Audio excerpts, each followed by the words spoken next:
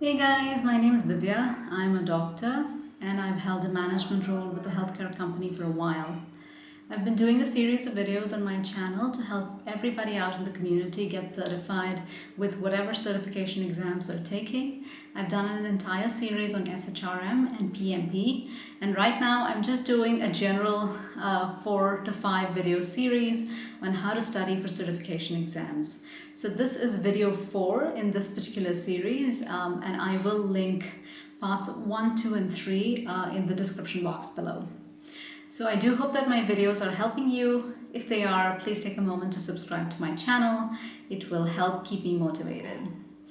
Okay guys, so as I said, we've done parts 1, 2 and 3 of this particular series amongst other things, and we're really talking about how to study for certification exams. I do hope that all of us agree that certification exams are truly unique in the sense that we are not full-time students, we're full-time working professionals, and all of us want a little bit of zing to our skills and abilities, maybe to add a little bit to the resume. Maybe we really think that this certification is worth it. I really think all my certifications were truly worth it. And this is a journey where we decide on our own that we want to take the certification, not because somebody else tells us to do so or because we're in school and college, but truly because we want to do so. So I really think certification exams are a bit different. So if you're studying for the PMP, the SHRM, the PGMP, SQL certification, all the other programming certifications, CFA, and the tons of other names that I don't know about, again, I do hope that my channel is helpful to you. So in parts 1, 2, and 3, I've discussed in detail as to how we should be initiating our studying, actually looking at the certification, whether it's worth it for us, talking to our friends, signing up for it, never delaying the application, because the application for so many of these exams is so tedious, so lengthy, and we have to write not just about our life history, but also about our experiences, and those essays can be pretty intense and time consuming. So again, don't delay the application. Discuss with your friends and peers, your colleagues, if this certification is right for you before you make the decision. Once you've made the decision, I have talked about how to pre-read, how to get familiar with the entire material, and how to really study when you're doing it for the first time or even the second time. So today what I want to talk to you about is the fact that you're probably into the zing of all things. Meaning you've already been through the course once or maybe even twice, and you have a decent handle on the subject matter. So you are somewhat comfortable with the material. But at this point, if you feel totally blank, if you feel like you know nothing, if you feel that all you have are severe headaches while studying or even sometimes while taking a break, believe me, you're in the right place and you are studying well. That is correct, my friend. You just heard me right. You're studying absolutely fine. There's nothing wrong with your studying techniques. You are going to feel blank after you've read the material twice, after you've taken a practice exam, answered some quiz questions. You're going to feel like you know nothing.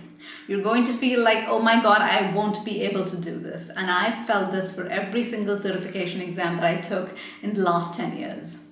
So believe me, if you're feeling all of this, great, you've done a good job. And guess what? We just have to tackle these feelings and get over it. And how do we do that? And here are my 3 tips, guys. My 3 tips on what to do now that you are right in the meat of studying, right in the middle of it, and how to get through. Number 1, use the active recall method. I've talked about the active recall method before. I don't suggest it for pre-reading, but for actual studying, I think it's extremely important. You have to be able to look at a topic and just the topic, then cover your notes or the subject matter or the book, and then try to recollect what you remember from that particular topic. Write down the gist of this particular topic. Let's say you're studying job descriptions in management. Write down what you think the definition is, what the content would be, and any other important points that you would remember. The reason you do that is not to make notes, but just to ensure that you have it down and that you mentioned all the points while actively recollecting stuff. This is not my note-taking method, it's just my verification method that, hey, I have it down. And then I always uncover my book and just verify and read through to see that I have all the points down.